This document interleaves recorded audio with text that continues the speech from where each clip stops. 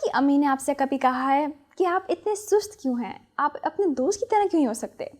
آپ اکیلے نہیں ہیں، کیونکہ زیادہ تر بچوں نے یہ ایک بار تو سنا ہی ہوتا ہے، لیکن اس کو صحیح کرنے کے بہت سے آسان طریقے ہیں جن کے بارے میں ہم اس ویڈیو میں بات کریں گے، اور ویڈیو کے آخر تک رہے گا کیونکہ آخر میں آپ لوگوں سے کچھ ایکسائٹنگ نیوز شیئر کروں گی۔ ایک عام انسان دن کے 7 گھنٹے اسکرین کے سامنے گزارتا ہے، اور جب ہم اتنے وقت کے لیے اسکرین کو دیکھ رہے ہوتے ہیں تو ہماری فوکس کرنے کی قابلیت کم ہو جاتی ہے۔ کیسے؟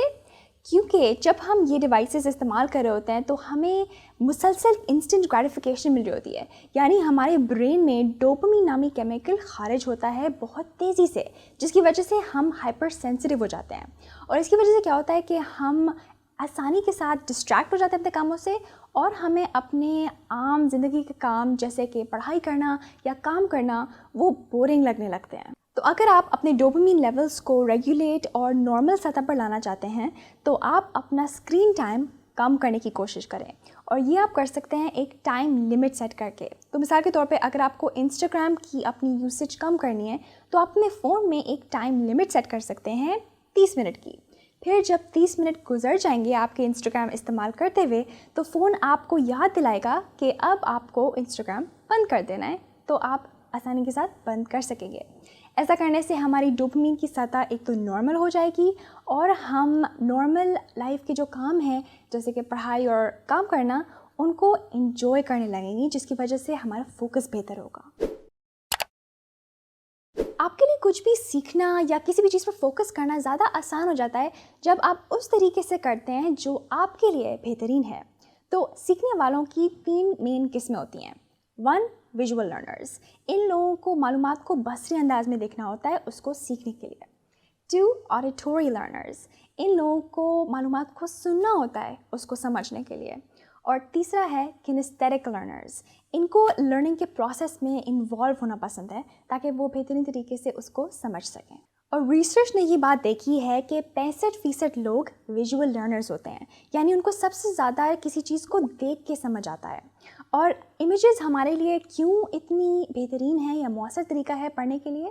کیونکہ امیجز اور ویژول سے ہمارے دماغ پہ انٹرسٹ جاگتا ہے، جس کی وجہ سے ہم زیادہ دیر تک اپنا فوکس برقرار رکھ پاتے ہیں۔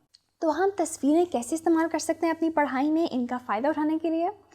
آپ چھوٹے اسکیچز بنا سکتے ہیں کانسیپٹس کے اپنے فلیش کارڈز پر ریویو کرنے کے لیے، آپ مائنڈ میپس استعمال کر سکتے ہیں، یا آپ فلو چارٹس یا ڈائیگرامس بھی استعمال کر سکتے ہیں۔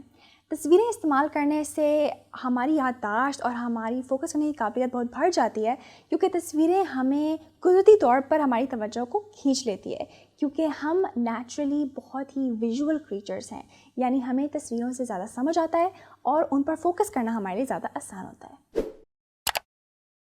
جب ہم پڑھائی کرنے کے لیے بیٹھتے ہیں اور ہمارے دماغ میں ہزاروں کی تعداد میں سوچیں ہوتی ہیں، چاہے وہ آگے کے بارے میں پریشانیاں ہوں یا پاسٹ کے بارے میں ہم کچھ سوچ رہے ہوں، ان ساری سوچوں کی وجہ سے ہم پراپرلی فوکس نہیں کر پاتے اور ہم ڈسٹریکٹڈ رہتے ہیں۔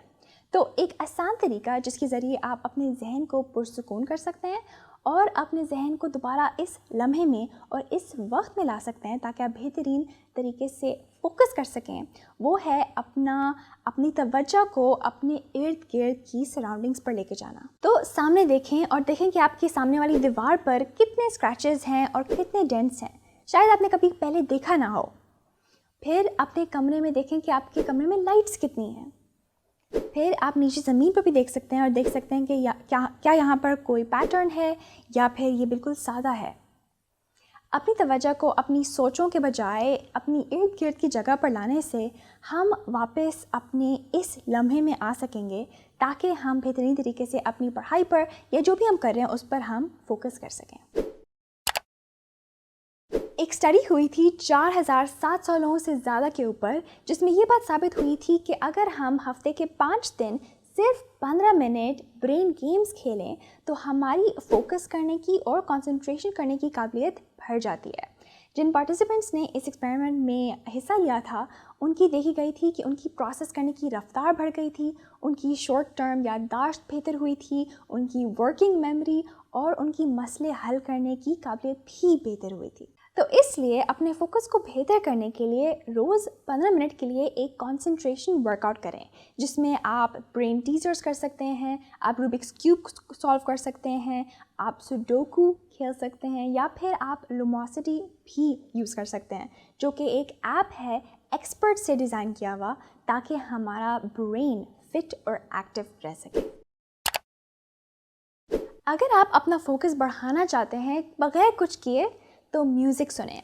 ऐसा म्यूज़िक जो हमारे दिमाग की कंसंट्रेशन और फोकस को बेहतरीन करने के लिए डिज़ाइंड है।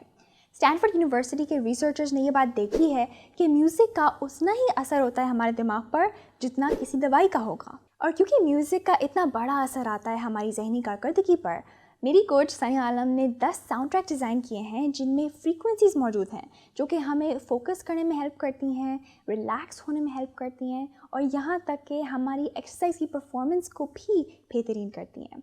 और ये इसलिए क्योंकि इनमें जो एम्बेडेड फ्रीक्वेंसीज़ हैं उनके ज़रिए हमारा दिमाग उस आइडियल ब्रेन वेव स्टेट में आ जाता है जहाँ पर हमारे लिए वो स्पेसिफिक काम करना आसान हो जाएगा। मिसाल के तौर पे इन 10 में से एक साउंड ट्रैक है मेमोरी सुपरचार्ज, और इसमें गामा सिंक्रोनी मौजूद है जो कि साबित है हमारी याददाश्त को बेहतरीन करने के लिए, और यहाँ तक कि अल्जाइमर्स को भी ये रोकती है।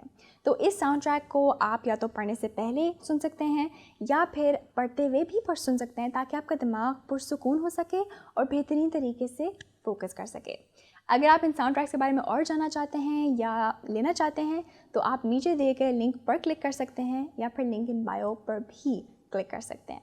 और अगर आप थोड़ी सी फोकस की टिप्स या टेक्निक्स सीखना चाहते हैं तो आप ये वीडियो देख सकते हैं नेक्स्ट, जिसमें मैंने कुछ टेक्निक्स शेयर की हैं जो आप अप्लाई कर सकते हैं ज़िंदगी में अपने फोकस को बेहतरीन करने के लिए। और अगले हफ्ते तक be happy and B joyful.